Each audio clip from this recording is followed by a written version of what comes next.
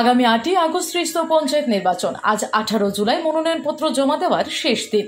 এই শেষ দিনেও মনোনয়নপত্র জমা দেন শাসক বিজেপি, কংগ্রেস এবং সিপিআইএম দলের মনোনীত প্রার্থীরা।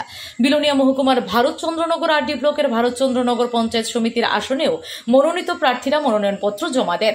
শাসক বিজেপি দল বৃহস্পতিবার 12:30 নাগাদ মনুরমুখের তবলা চৌমুহনী থেকে মিছিল সহযোগে 11 জন প্রার্থীরা মনোনয়নপত্র দাখিল করেন। বিজেপি রাজ্য কমিটির মাইনরিটি মোর্চার নেতা জসিম উদ্দিন, বিলোনিয়া মন্ডল সভাপতি গৌতম সরকারের উপস্থিতিতে এই 11 জনের মধ্যে 3 জন যুবা নতুন মুখ। এই 3 জনই যুবা কমিটির কার্যকর্তা। এছাড়া বিজেপি দল আবারও ভারতচন্দ্রনগর পঞ্চায়েত সমিতির চেয়ারম্যান এবং ভাইস চেয়ারম্যানের উপর আস্থা রেখে নির্বাচনে প্রতিদ্বন্দ্বিতা করার শিলমোহর দেন পঞ্চায়েত সমিতির আসনে। এই 2 জন ছাড়া বাকি প্রার্থীরা নতুন মুখ। মনোনয়নপত্র জমা দেওয়ার শেষ দিনে কংগ্রেস, বিজেপি এবং সিপিআইএম দলের মনোনীত প্রার্থীরা ভারতচন্দ্রনগর আরডি ব্লকের রিটার্নিং অফিসার কাবেরী নাথের কাছে মনোনয়নপত্র জমা দেন।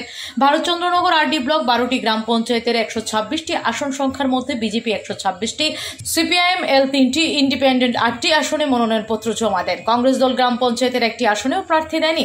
এদিকে 11টি পঞ্চায়েত সমিতির আসনের মধ্যে বিজেপি 11টি, কংগ্রেস 3টি, সিপিআইএম 9টি আসনে মনোনয়নপত্র দাখিল করে শাসক বিজেপি দল জয় নিয়ে 100% নিশ্চিত থাকলেও বিরোধীরাও জয় নিয়ে আশাবাদী ত্রিস্তর পঞ্চায়েত নির্বাচনে কয়েকটি গ্রাম পঞ্চায়েত সহ পঞ্চায়েত সমিতির আসনে।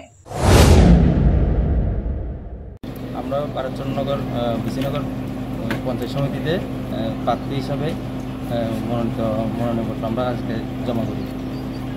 আপনাদের পরিচয়? আমি ইস্ট কলাবাড়িয়ার পঞ্চায়েত প্রধান, এক্স পঞ্চায়েত প্রধান সরবিন্দু মজুমদার। আপনি? নমস্কার, আমার নাম দেবাশিস মজুমদার।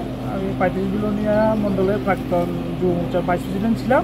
আমি 11 নম্বর সিটে মাইসোরা থেকে পঞ্চায়েত সমিতিতে মনোনয়নপত্র আজকে জমা করি।